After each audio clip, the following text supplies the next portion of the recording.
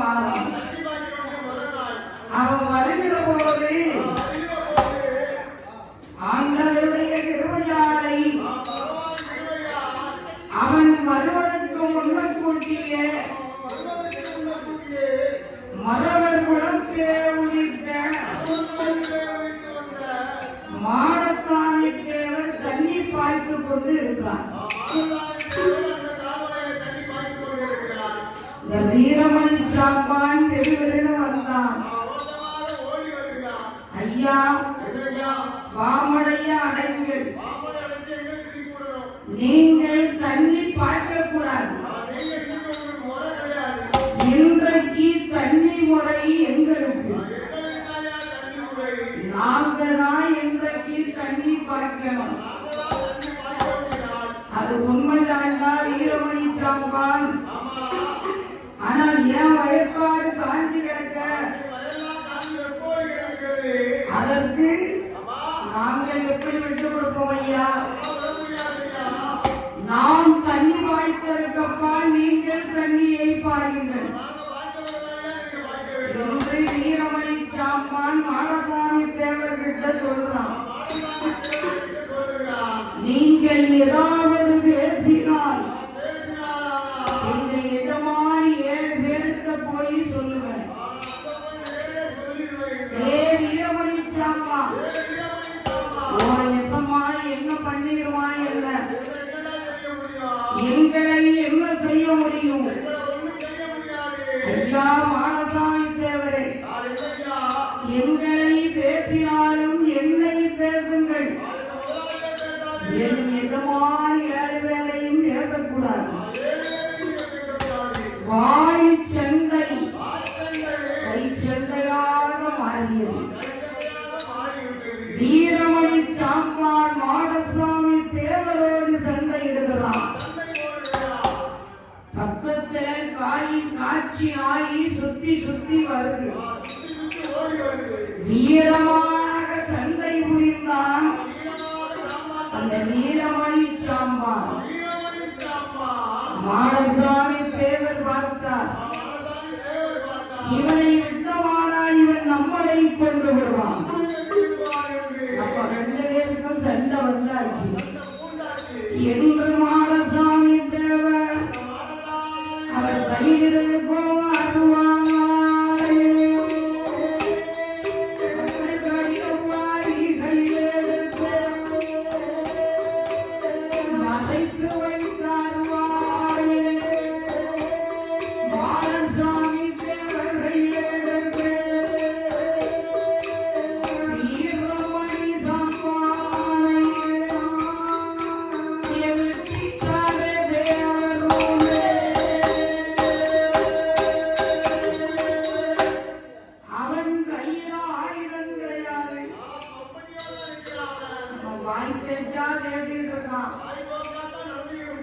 ரெண்டு பேருக்கு நல்ல உணர்ந்தவரை கையிலிருக்க அருவாளை எடுத்தாரு. முன்னால் நிற்கிற வீரமணி சாம்பானை வெட்டி விட்டார். அந்த காட்சி நாய் கதறி குறைக்கிறது. வெட்டுப்பட்ட வீரமணி சாம்பான் வாங்கியவர் வெட்டும் போது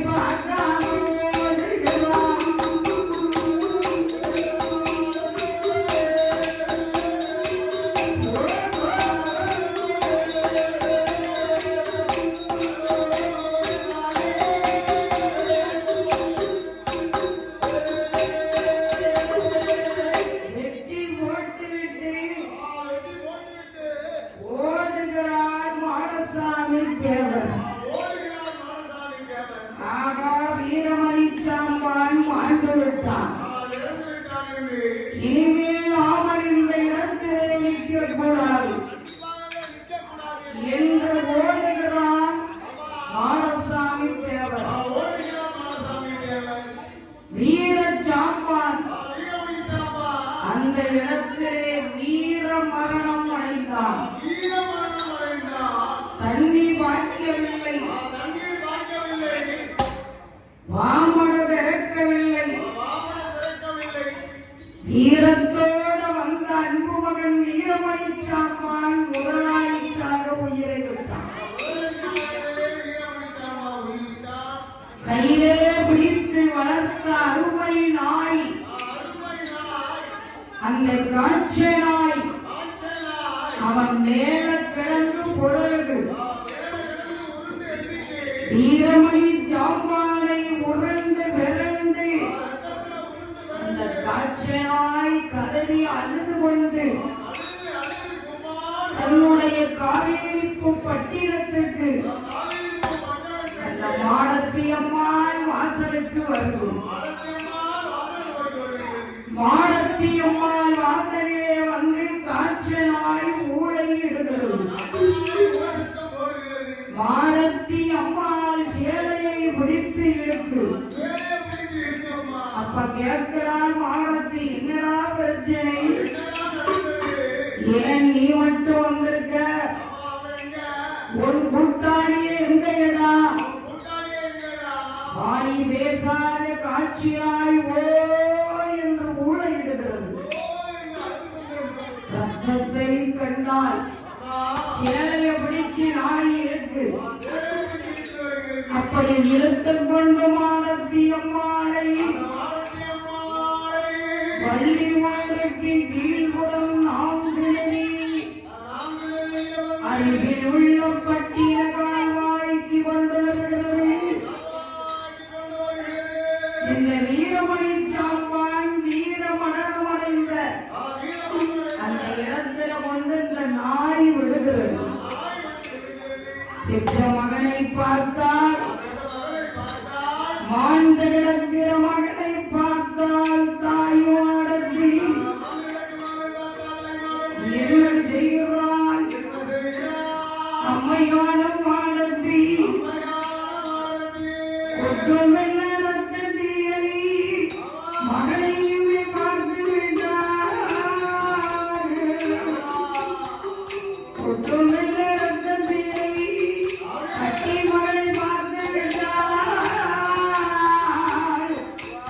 அவர் கதறி அவர் முழங்கோ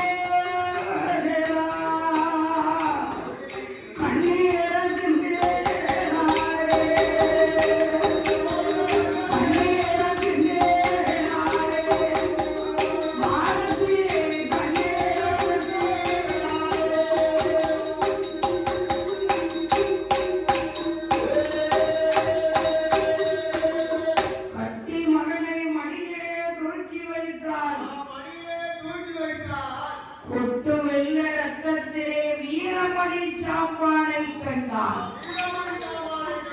அந்த பெற்றதாய் மாடத்தி அம்மா அந்த கட்டி மகளை மடியில போட்டு,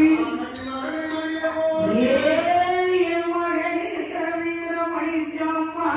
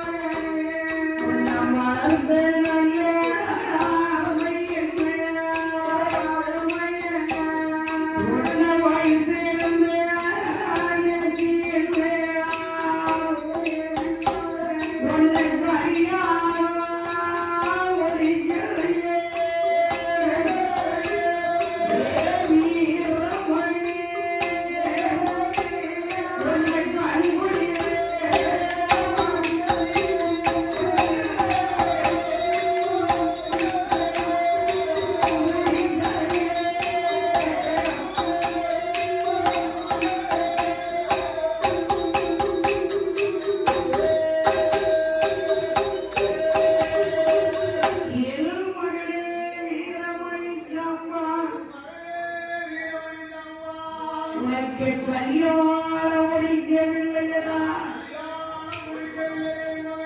கண்குளிர உன்னை பார்க்கவில்லையடா மாடத்தி அழகிறாள் வாமனை திறக்கலியே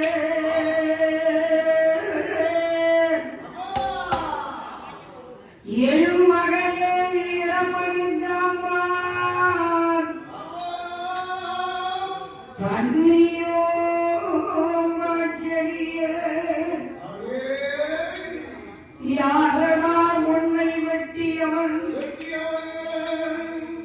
எவன்டா உன்னை கொலை செய்தான் என் மகளே வீரமணி ஜாம்பான் நான் எப்போது உன்னை பார்ப்பதா உனக்கு வரப்போதையா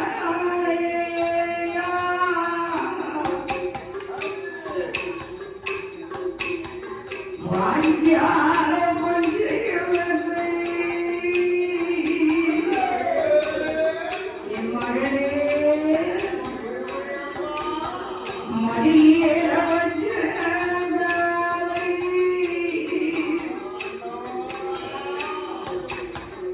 மண்ணை கொள்ள போறது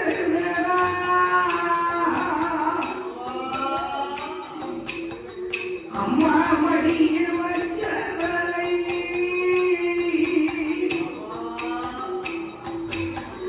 ஆசமழை வீரமணி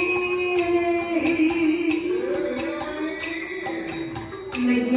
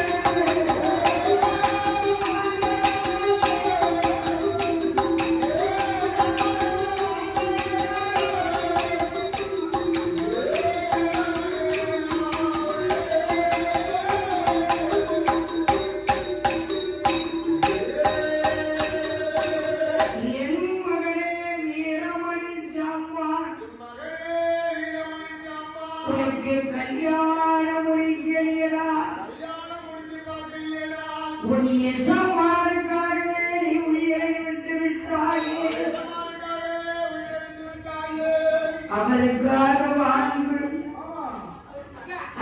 மகனுக்காகவே இருந்து 7 அண்ணன் தம்பிமார்களுக்காகவே உன்னுடைய உயிரையும் விட்டு விட்டாய். 7 பேருக்காக மாண்டு மடிந்து விட்டாயே. என் மகளே வீரமணி, எனக்கு யாரப்பா இருக்கா? உன்னை விட்டால் எனக்கு ஒருவரும் இல்லையப்பா. மாடத்தி அம்மாள் கதறி அழுகிறாள் கட்டி மகனை பார்த்து. அதுதான் மண்மையை உடைத்தால், மயிரை பறிகொடுத்தால், அந்த கட்டி மகனை மார்போடு தாய்த்து அந்த வீரமணி சாப்பானை அந்த நாயோ துடியால் துடிக்கு. நம்ம ஒரு மகனை வளர்த்தோம், உண்மையாக அவனை வைத்திருந்தோம். நம்ம பிள்ளைய தன்னால பாதி எவ்வளவோ வெட்டிட்டு போயிட்டானே, கொலை செய்து விட்டாரே முடியமாறி சென்றாலும் என்று மாடத்தி அம்மா இனிமேல் அவள் உயிரோடு இருக்கக்கூடாது. நம்ம பிள்ளையே போய்த்தானே என்று தாயான மாடத்தி அவன் நாக்கி தடுமாறி அவன் மூச்சு திணறலாகி அந்த பக்கத்திலே இருக்கக்கூடிய கிணத்திலே வந்து அந்த கிணத்திலே விழுந்துட்டாரு.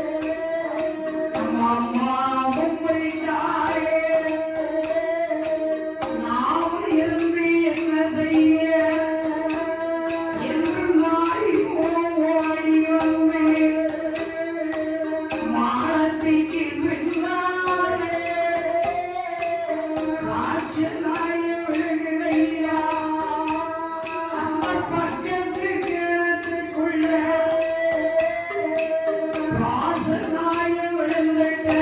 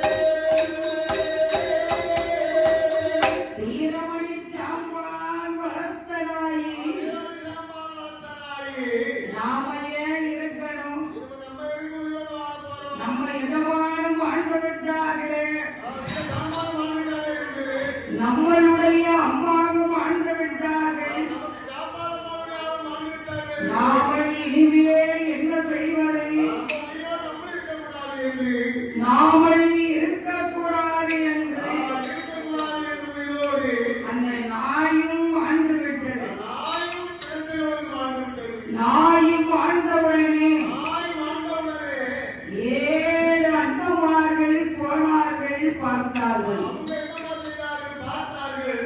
எல்லோருக்கும் மூத்தவர் சுப்பையா கோனார்.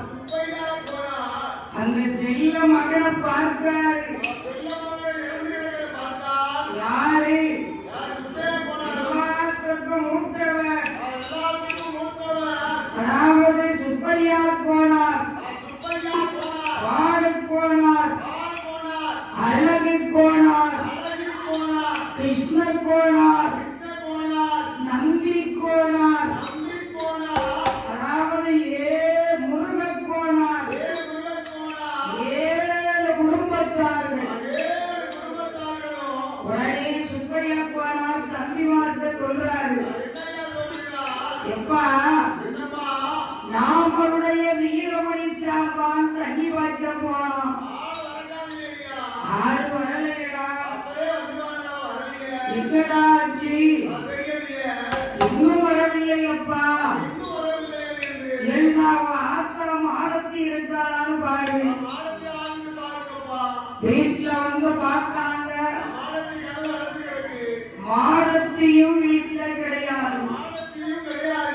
தம்பிமார்கள் வந்து சொல்றாங்க, நான் வீடு பூட்டி இருக்கு. ஏண்டா இவ்வளவு நேரமா தண்ணி பாய்ச்சிக்கிட்டு இருக்கான், கருக்கையில போனாங்கடா, நேரமும் வெடிஞ்சு போச்சு, சரி நாம போய் பார்த்துட்டு வாங்கடான்னு கடற்கொட்டி தம்பி முருகக்கோனார அனுப்புறாரு. நேரம் பல பலன்னு விடியுது,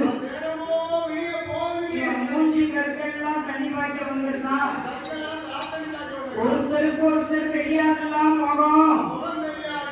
முருகக்கோனார் வந்து பார்த்தாரு. வீரமணி சாம்பான் வீரர் மரணம் அடைந்திருக்கான். கழுத்துல வெட்டு உண்டு மாண்டு கிடக்கான். பக்கத்துல கிணத்துல எட்டி பார்க்கார் முருகக்கோனார்.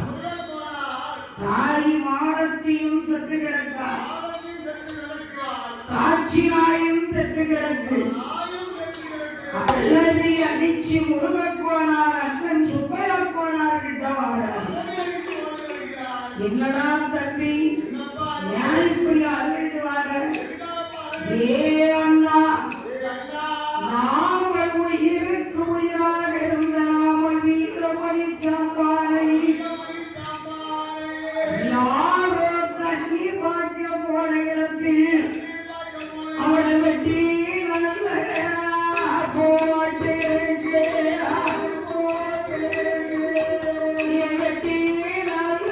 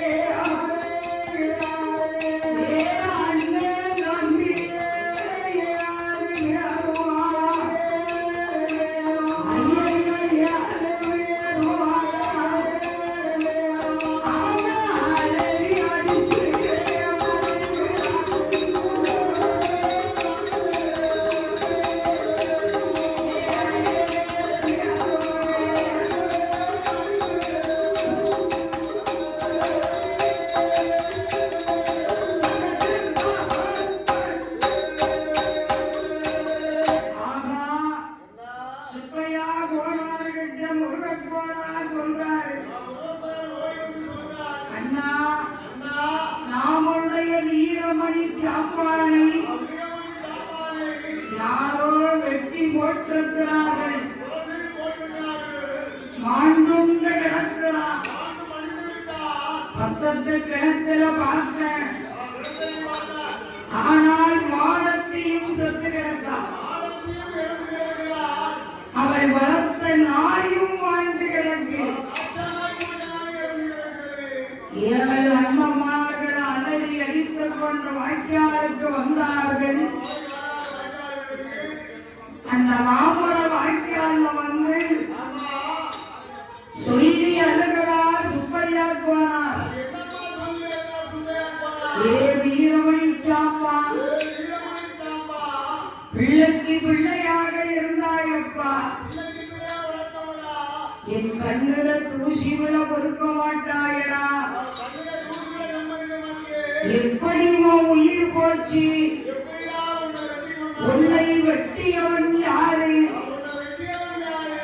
என் கண்மணியே, பிள்ளைக்கு பிள்ளையாக பண்ண வைத்திருந்தவனா ஒரு தாயும் வாழ்ந்து விட்டாளே. நீ வளர்த்த நாயும் போய்விட்டதா? அண்ணன் தம்பி 7 பேர்களும் போனார்கள். அவரை கதறியே நல்ல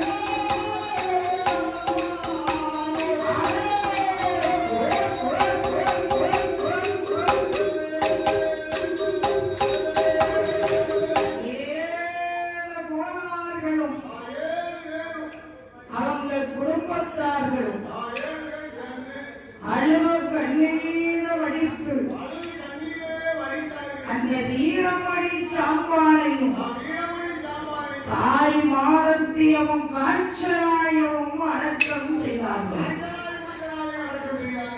அடக்கம் செய்துவிட்டு எல்லாத்துக்கும் மூத்தவர் சுப்பையாக்குவானார். வீட்டுல கட்டில படுத்திருக்க வீரமணி சாப்பான் செத்து 8 நாள் ஆச்சு. கடவுளை 7 குணம் வயற்காட்டையும் ஒத்தையில பார்ப்பானை நாமல் குடும்பத்துக்கு உண்மையாக இருப்பானே. பொய் சொல்ல மாட்டான், புறம் சொல்ல மாட்டான். நம்ம 7 பேருன்னா அவனுக்கு உயிர் இல்ல. எவன்னா அவனை வெட்டியவன் அப்பாவிய பிடிச்சு வெட்டி கொண்டிருக்காங்களே.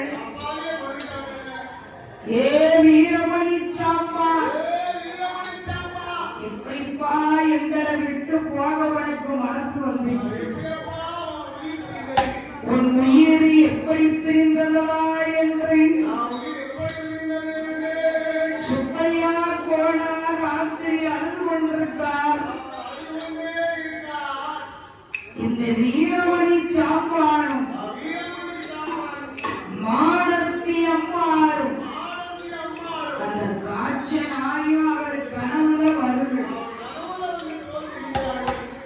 வீரமணி சாப்பாடு வந்து எதமா ஏன் அழுகிறீங்க? நான் உங்களை விட்டு போகவில்லை, நான் உங்களோடு தான் இருக்கிறேன். என்னை வெட்டியவன் குடும்பத்தை நான் பார்த்துக் கொள்கிறேன். நீங்க கண்டங்காலங்க எதமா? வீரமணி சாப்பா, நீ எங்கப்பா போயிட்ட என்ன விட்டு? சுப்பையப்பா கேட்டாரு. நான் உங்களை விட்டு போக மாட்டேன் எதமா, நான் உங்களோடு இருப்பேன். நான் எப்படி இருப்பேன் தெரியுமா?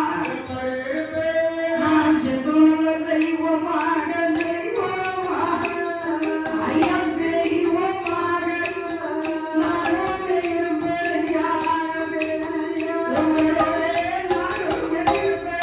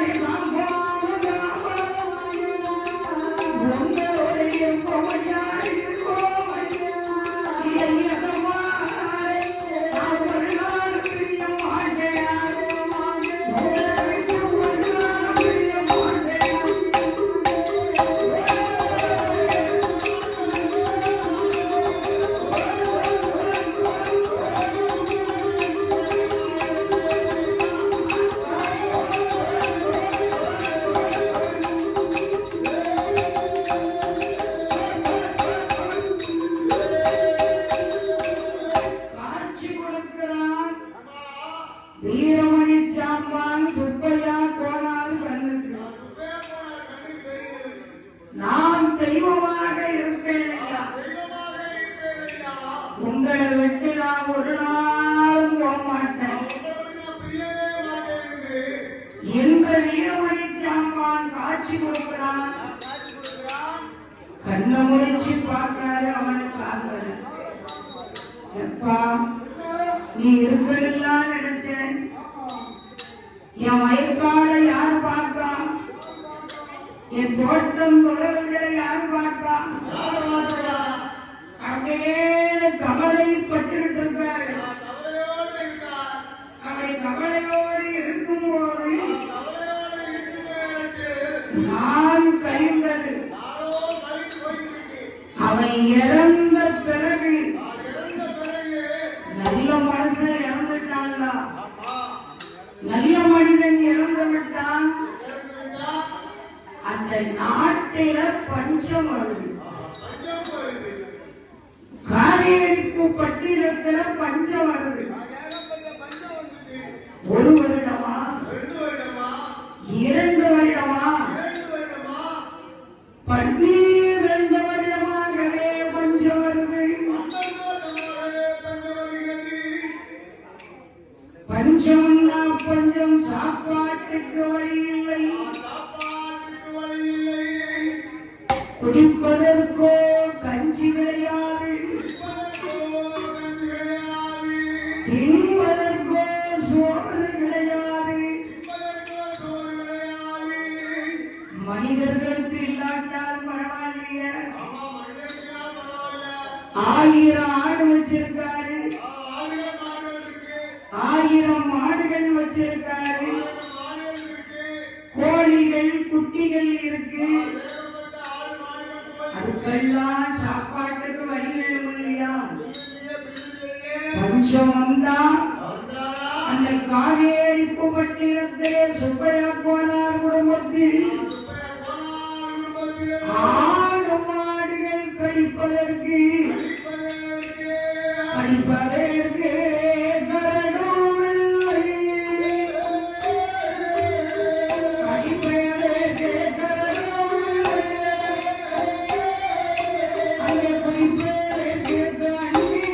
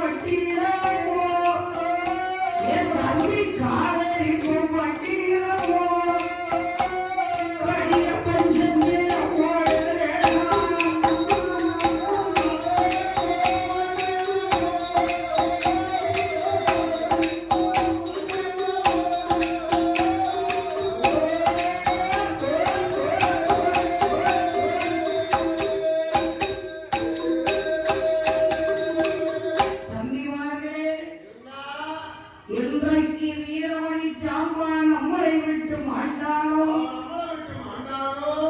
அன்றையில இருந்து இன்னைக்கு நாடே பஞ்சம் வந்துட்டப்பா. இந்த பஞ்சத்துல நாமல் கட்டப்பட்டாலும் பரவாயில்ல, ஆடுகளும் மாடுகளும் கஷ்டப்படுவேன்.